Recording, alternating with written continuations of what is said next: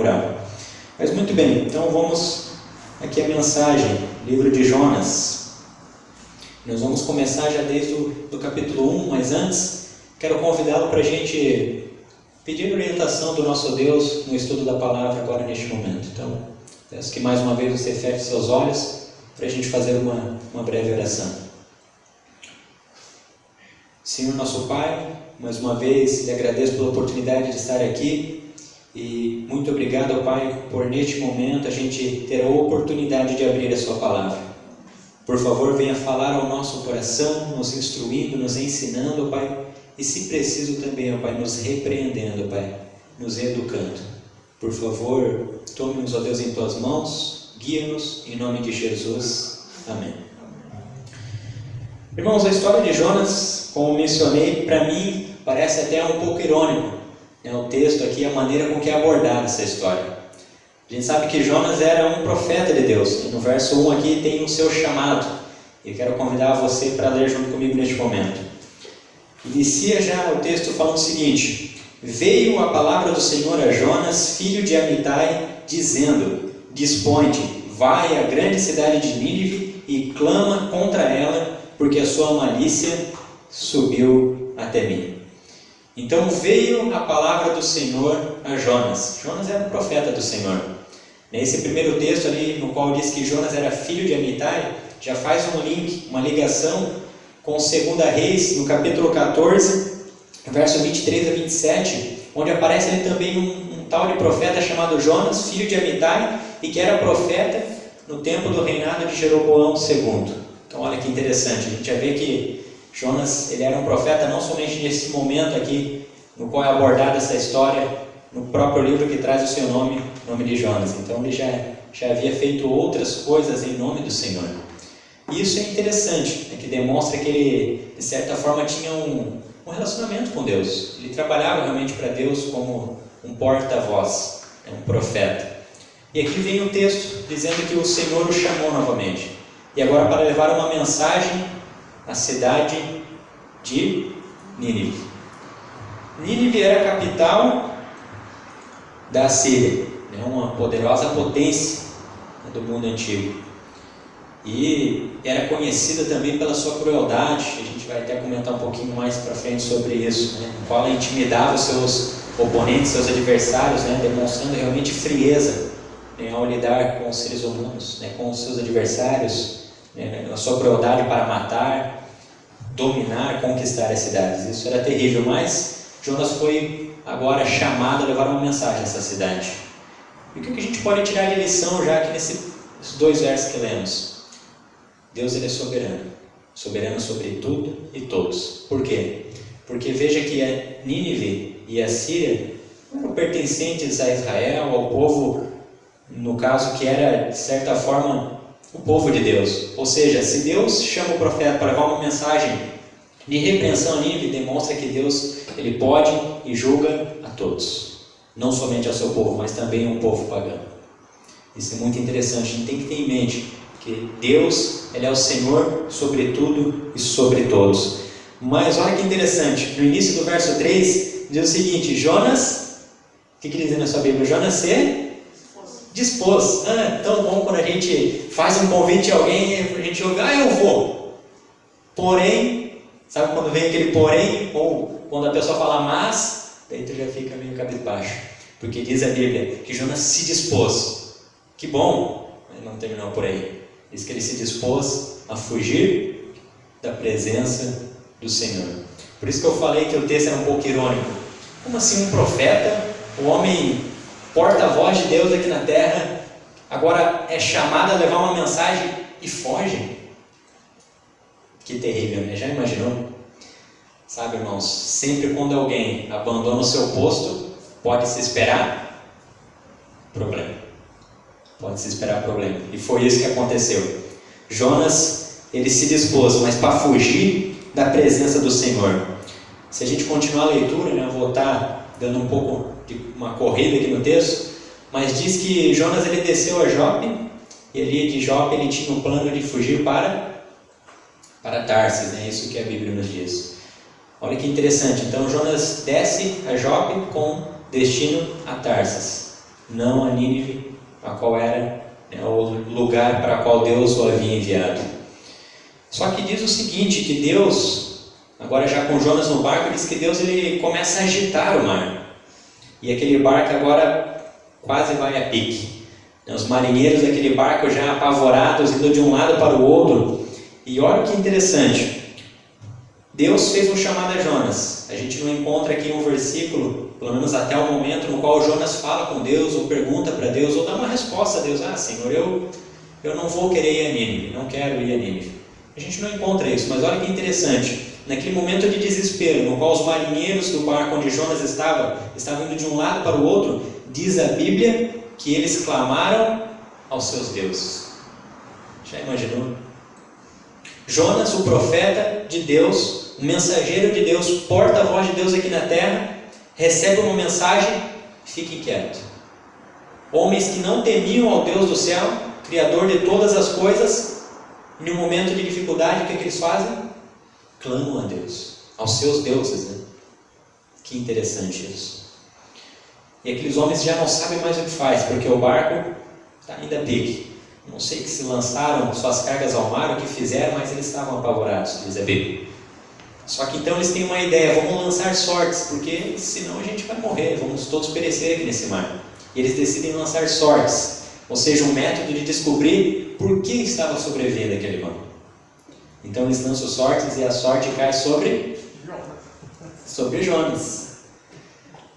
Olha que interessante, irmãos. Jonas não foi o mensageiro de Deus com o propósito de levar uma mensagem de repreensão, ou seja, contra o mal que Nínive estava praticando? Não era isso o propósito dele?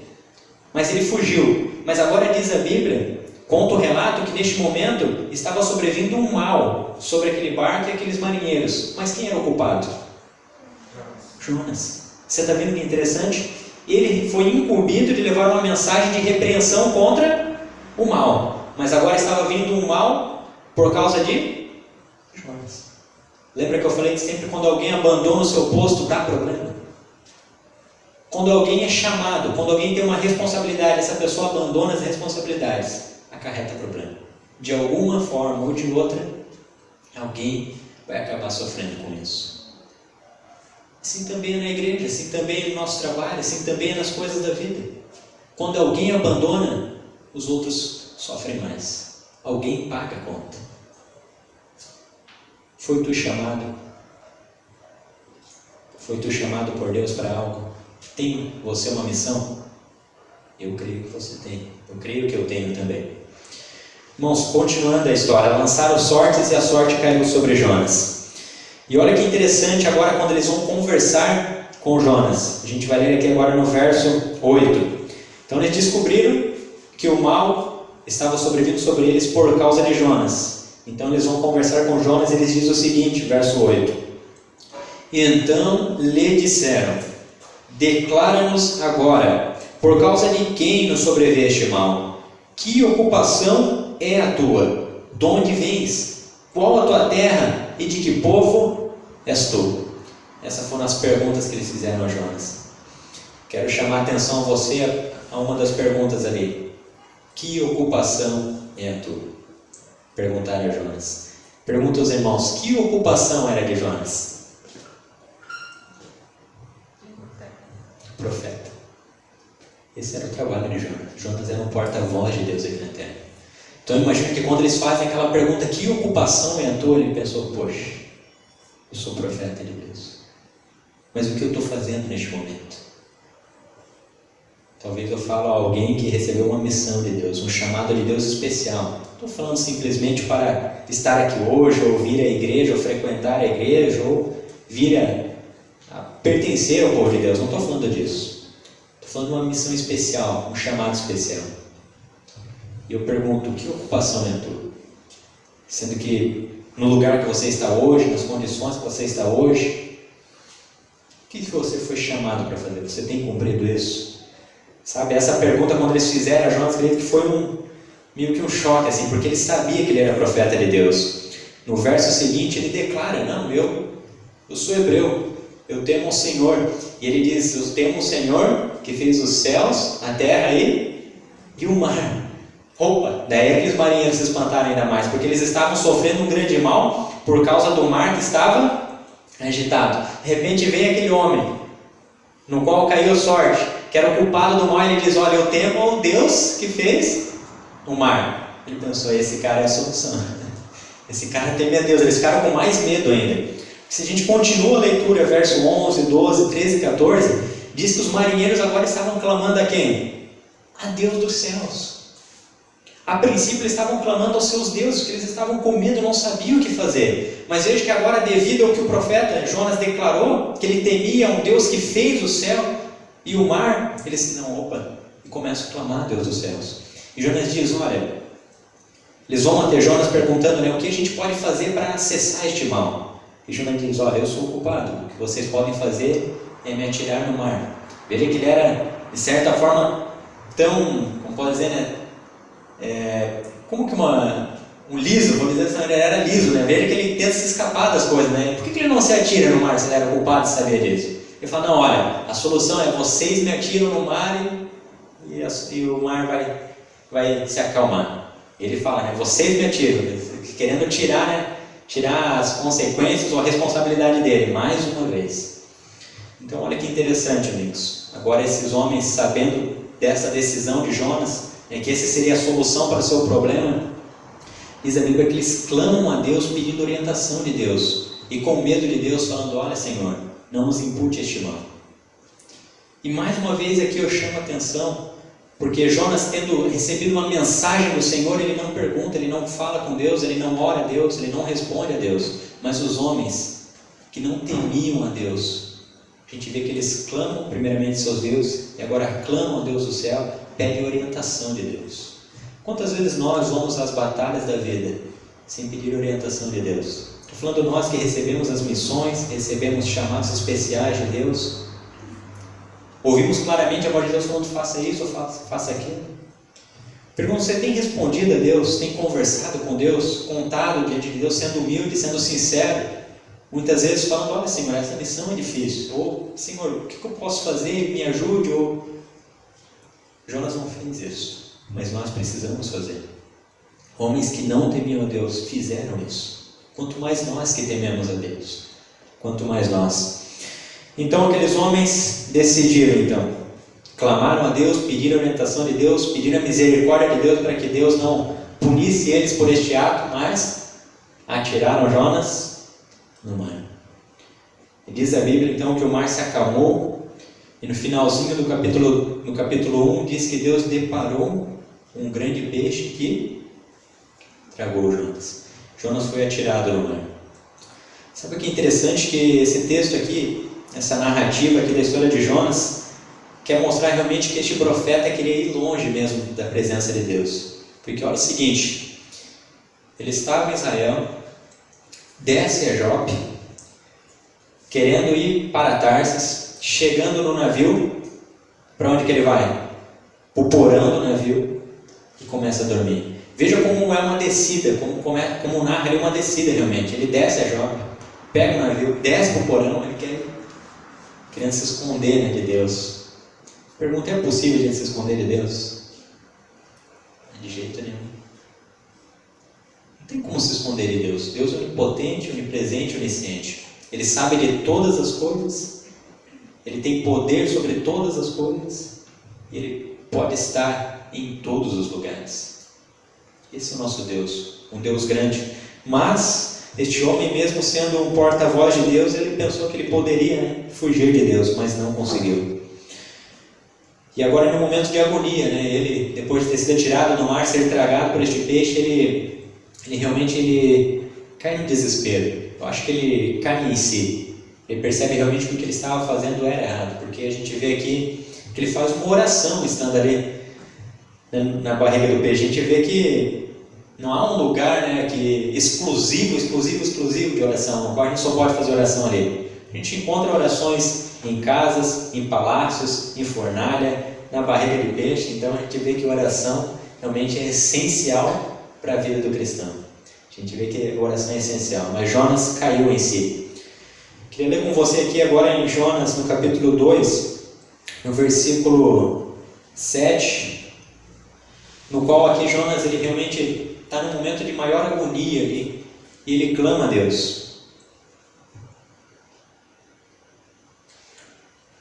Irmãos, capítulo 2, verso 7 diz o seguinte: quando dentro de mim desfalecia a minha alma, eu me lembrei do Senhor, e subiu a ti a minha oração no teu santo templo.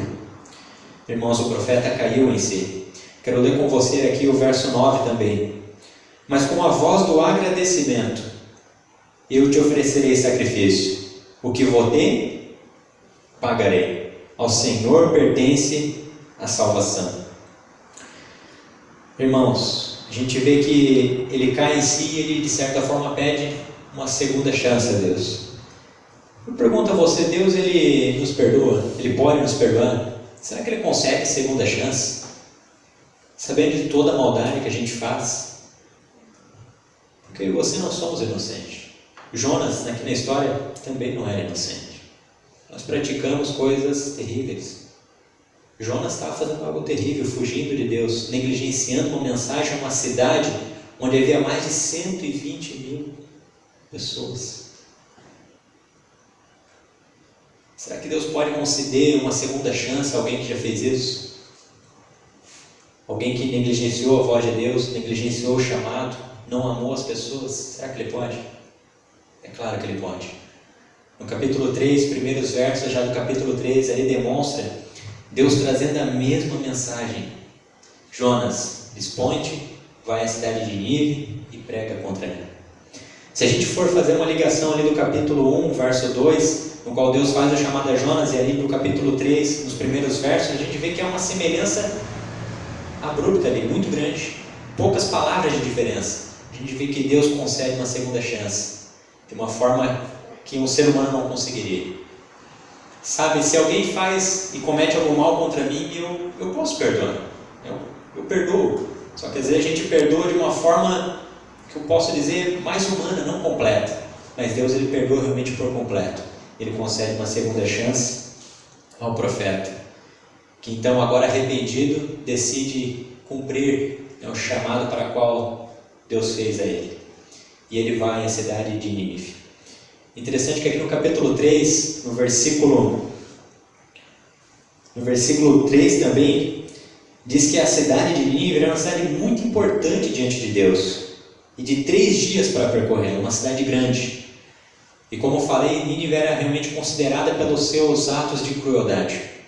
Eu estava vendo um comentário de um historiador, e ele mencionou que em certa ocasião um dos reis da Síria levantou um palanque de frente à cidade que ele havia conquistado, e ali ele revestiu o palanque, adivinha com o quê?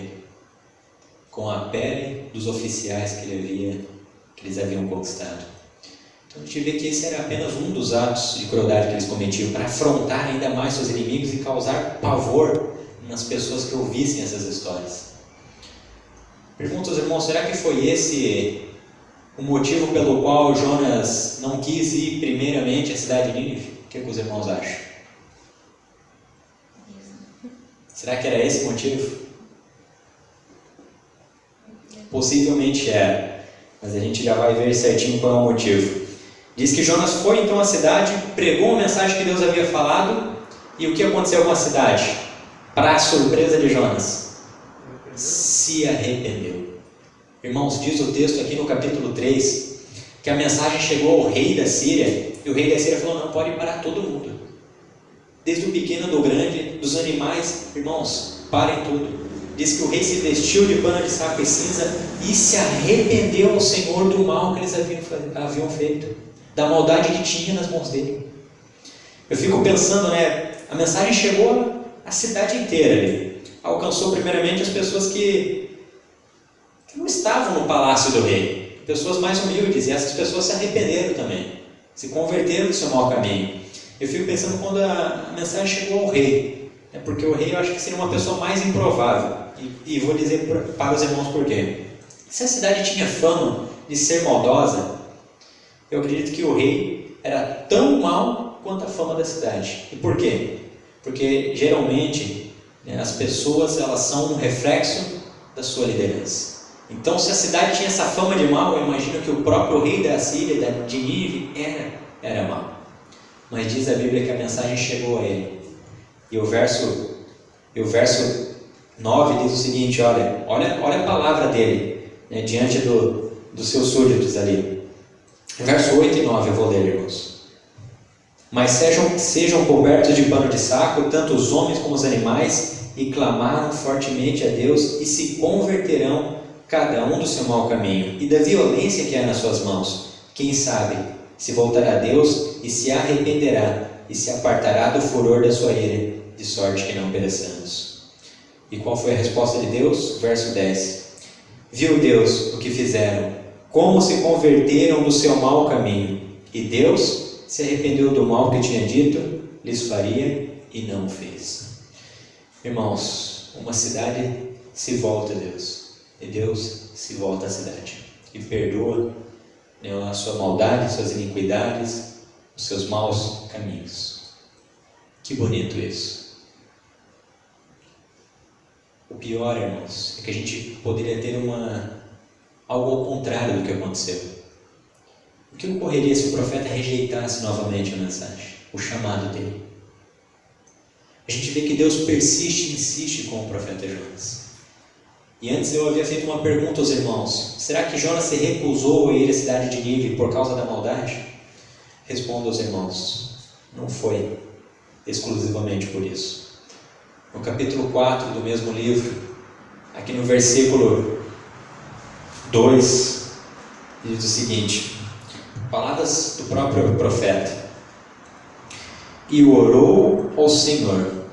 Veja que agora, depois de tanto tempo, ele decide, falar com Deus. Orou ao Senhor, estando ainda na minha terra. Por isso, voltando aqui, e orou ao Senhor: ah, Senhor, não foi isso que eu disse estando ainda na minha terra? Ou seja, falando com ar de irado, Por isso me adiantei fugindo para Tarsis, pois sabia que és Deus clemente e misericordioso, e tardio em irar-se, e grande em benignidade, e que te arrependes do mal. Peço-te, pois, ó Senhor, tira minha vida, porque melhor me é morrer do que viver. E o Senhor pergunta: é razoável essa sua ira?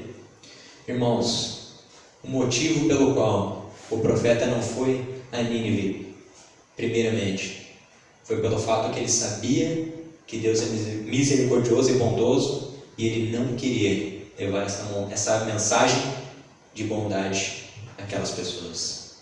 A gente vê que o profeta Jonas, ele era tanto quanto nacionalista, patriota. Ele amava a sua nação, ele queria ser profeta em Israel. Fora do povo de Deus, ele não queria se misturar. Você consegue entender quão triste é isso, irmãos? Será que nós não temos, de certa forma, sido semelhantes a Jonas? Pessoas nacionalistas, muitas vezes, exclusivistas, pensam que a mensagem de bondade, de misericórdia, de amor de Deus é somente nós. Nós somos o povo de Deus e ponto final. O resto é resto. Eu até diria que hoje talvez não seja o nacionalismo que esteja em alta. Talvez seja os denominacionalistas. Não sei se existe essa palavra, mas estou mencionando agora. Pessoas que são fãs da sua igreja. Se são chamados a levar um estudo bíblico, a trazer uma mensagem, a conversar com alguém que não seja da sua igreja, aí é um problema. Não leva a mensagem. Tem preconceito muitas vezes. Mas não é assim que funciona. Há muitas lições que eu poderia destacar da história de Jonas. Por exemplo, a obediência. A gente vê que Deus fez um pedido a Jonas, um chamado a Jonas, Jonas não obedeceu. Mas olha que interessante. Os marinheiros do barco eram obedientes a Deus, clamaram a Deus. O peixe obedeceu a Deus. Foi até lá, tragou Jonas e depois obedeceu novamente, vomitando a Jonas na terra. A cidade de Nínive se converteu a Deus, foram obedientes a Deus. Depois ali, se você ler o capítulo 4, também é uma história ali que Deus dá uma lição em Jonas. Através de uma planta que nasce, a mandada do Senhor, obedece ao Senhor, e também de um verme que no outro dia come a planta. Ou seja, a planta obedece ao Senhor, o verme obedece ao Senhor, mas o profeta não obedece. Obediência. a gente poderia destacar também dessa história. Mas há algumas lições práticas para a nossa vida. Primeiro, precisamos aceitar o chamado. Jonas foi incumbido de pregar a Nínive. E 120 mil pessoas possivelmente foram salvas daquela cidade. Não creio que todas elas foram, mas a mensagem alcançou elas. Por aquele momento elas se converteram a Deus. Precisamos aceitar o chamado e pregar a mensagem do Senhor. Quando a gente vê que quando Jonas chega na cidade, ele prega a sua história de conversão ou qualquer outra coisa. Não que isso não seja importante, mas ele prega a palavra. Veja que ele usa a mesma frase que o Senhor mandou ele falar, é o que ele falou. Ele não incrementou, ele não fez uma pregação bem elaborada, com técnicas de oratória, etc. e tal. Ele pregou aquilo, simples. Olha, Nínive, até 40 dias e vocês vão ser destruídos. E eles se converteram. Ou seja, devemos aceitar o chamado e pregar a mensagem da palavra. Não aquilo que a gente quer. Segunda coisa, o amor de Deus é por nós, mas não somente por nós. Irmãos, a graça de Deus é abundante. Até um texto que diz sobre a multiforme graça de Deus. Ou seja, ela tem várias maneiras. Deus ele é grande em misericórdia, rico em bondade. E a salvação não é nossa, não é somente nossa, é de todos. E Deus hoje nos chama a pregar. Fiquei muito feliz, já estou encerrando aqui, só vou encerrar com esse comentário aqui, quando eu ouvi ali a Jéssica e as mulheres, no qual a Jéssica leu um texto com elas de Mateus, capítulo 28, do verso 18 ao 20. E Jesus ali, ele fez um chamado, e dessa vez não foi o profeta Jonas, foi aos seus discípulos e aos seus discípulos de hoje, as pessoas que hoje creem em Deus. E Jesus disse: toda autoridade me foi dada na terra e no céu. Portanto, o que Jesus fala? Ide e pregai o Evangelho somente em Israel. Não foi isso o texto. A todas as nações, batizando-os em nome do Pai, do Filho e do Espírito Santo, e ensinando-os a guardar todas as coisas. E eis que estou convosco todos os dias, até a consumação dos séculos. Essa é a palavra para nós hoje. Essa é a palavra para nós hoje. Pregar o Evangelho. A graça de Deus não é somente nós. Deus ele deseja salvar, mas muitas vezes ele chama eu, muitas vezes ele chama você. A pergunta é: para onde você vai? Irmãos, convido vocês, os irmãos, a colocarem em pé. A gente vai encerrar com uma oração e eu peço que o Júlio depois só solte um hino qualquer só de fundo para a gente já se despedir e ir para os nossos lares. Mas reflita sobre isso, irmãos. Muitas vezes hoje nós estamos perdendo de levar a mensagem por exclusivismo, nacionalismo, pessoas que amam mais a sua igreja do que a Jesus, e isso tem sido um grande problema. E Deus o chama neste dia. Vamos orar? Querido e bom Pai, obrigado, meu Senhor, pela sua graça e bondade, a qual o Senhor nos chama, Deus, a estar te adorando nessa noite na sua igreja, mas também não somente, ó Pai, um chamado a te adorar, um chamado também a pregar, ó Pai, como vimos hoje através dessa história. Senhor, eu peço a sua ajuda, ó Pai. Sabemos que temos muitas barreiras a ser vencidas, muitas coisas que nos impedem de ver claramente o Senhor, ver claramente a sua vontade, ver claramente o seu amor, e peço que o Senhor, ó Pai, elimine essas barreiras, ó Pai, e nos ajude a estar inteiramente ligados a Ti. Senhor, não somos pessoas inocentes, não somos pessoas totalmente santas, mas somos pessoas que estamos buscando, ó Pai, e clamamos a Ti nessa noite. Senhor, por favor, perdoe as nossas faltas, ó Deus. Salva-nos, ó Pai, primeiramente a nós, ó Pai, para que nós possamos levar essa mensagem, ó Pai, com o poder que vem de Ti. Por favor, Senhor, leve esses irmãos com segurança para os seus lares. Abençoe, Senhor, as pessoas que cada um deles ama, que a gente possa, Pai, primeiramente salvá-las do nosso lar, mas que a gente possa levar essa mensagem, ó Pai, a todas as pessoas, ó Deus, a quais o Senhor Deus nos dá. Nos entregamos em Tuas mãos neste dia, clamando, ó Pai, pela Sua misericórdia, em nome de Jesus. Amém. Irmãos, uma boa noite a todos.